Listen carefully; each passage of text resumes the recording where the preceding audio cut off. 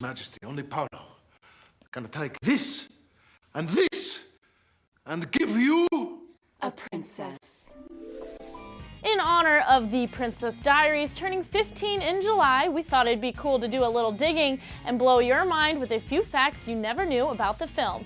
So get ready for behind-the-scenes secrets right here on Listed. Right off the bat, we discovered that Anne Hathaway only had one audition for the movie, but this audition was different than most. On her way to New Zealand to film an independent movie, Anne had a layover in Los Angeles for only 26 hours. Well, that's all it took because she was cast on that basis of that one meeting. She didn't even do a screen test because there wasn't enough time.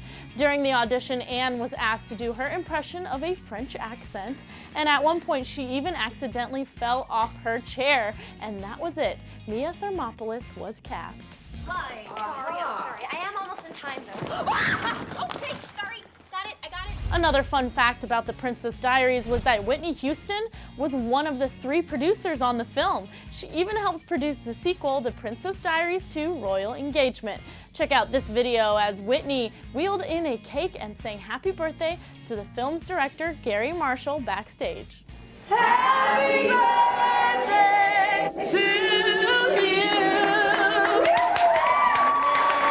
And speaking of Gary, he was also the same director of the infamous love story Pretty Woman. And that's probably why he brought on along Hector Elizondo, who played Barney in Pretty Woman, to play Joseph in The Princess Diaries. But that's not all. Gary's family also made appearances throughout the movie. His daughter played Charlotte Cutaway, the Queen's secretary, and his 2 granddaughters also played the young girls who asked Mia for an autograph in the scene outside of the school. Like, how cool is that? Up next, right after Mia gets her transformation, they throw her into a dinner party where she is so confused but is doing her best to have manners. She ends up breaking a fancy glass, and then a waiter steps in to say, quote, "It happens all the time." Well, that waiter, who is played by Alan Kent, says the same line in Pretty Woman after that infamous escargot incident with Julia Roberts. Check it out. Slippery little suckers. It happens all the time. But guess what else? During that same Princess Diaries scene, Mia accidentally catches the guy next to her, his arm on fire, remember? Can do it. Well, apparently that fire was supposed to go out after he put his arm in the ice bucket, but it didn't work and Anne freaked out and threw water on his arm. This definitely wasn't scripted, but definitely hilarious, so they decided to leave it in. And speaking of leaving things in the movie that weren't planned, let's flash back to when Mia's character was talking to her BFF Lily out on the basketball court. Mia fell through the bleachers, and it wasn't scripted either. She actually fell in real life. You always have to look just right. Number 3. Are you okay? The director thought it was so funny that he put that scene in the movie too. So moving on, did you know that only the Queen got to wear really expensive jewelry? Okay, let me explain. So Mia's tiara definitely wasn't real. It was made specifically for her, but it was cubic zirconia, which is a lot cheaper. However, the Queen's jewelry in the final scene of the movie cost $500,000. Yes, let me repeat, $500,000. Jeez, oh Pete's. I wonder if Anne was jealous or scared. I would totally be scared.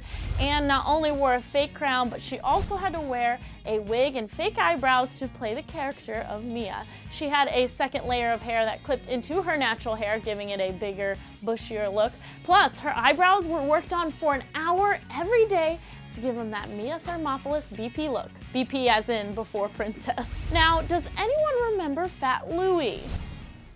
Louie, what have you got there? Come on, Louie. We're going on a trip. We're going to Colorado where we can climb some real rocks. Well, guess what? He was actually played by 4 different cats. And one of the cats was Anne's real cat in real life. But that wasn't the only family member of Anne's that landed a part in the movie. Anne's mother played the choir director in The Princess Diaries 2. Plus, the man who appeared as Mia's father in the flashback and in the photograph on her shelf was actually Anne's real father. Amelia, courage is not the absence of fear, but rather the judgment that something else is more important than fear. So both of her parents made their Genovian debut.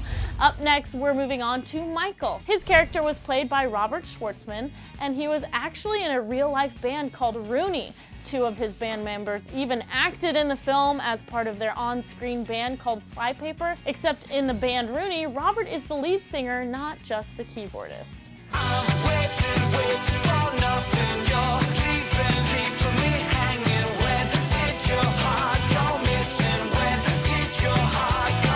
Apparently, Rob was asked back for the sequel, but at the time he was busy touring with Rooney and wanted to focus on that. And I hate to tell you this, but Genovia is not a real place. In the movie, it's located somewhere between France and Spain, and secretly, I think we all wish it was actually there. But instead, maybe someone should find a random island and name it Genovia just to satisfy us all. But in the meantime, we have to tell you that the movie was actually taped on stage 2 of the Walt Disney Studios lot.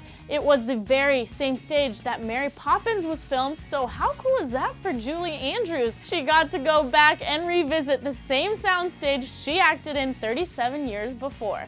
The stage is even named after her now. And last but definitely not least on our list of unknown facts about the Princess Diaries is the reason why the story was written in the first place. Meg Cabot brought in one of her own experiences when sitting down to tell the tale that we have all come to know and love, saying, quote, "I was inspired to write the Princess Diaries when my mom, after the death of my father, began dating one of my teachers, just as Mia's mom does in the book." But now it's your turn. I want to know what your favorite moment of the Princess Diaries was. Is there anything that you know that we didn't put on the list? Let me know all your thoughts in the comments section below, or you can send me some Twitter love at Rude Unicorns.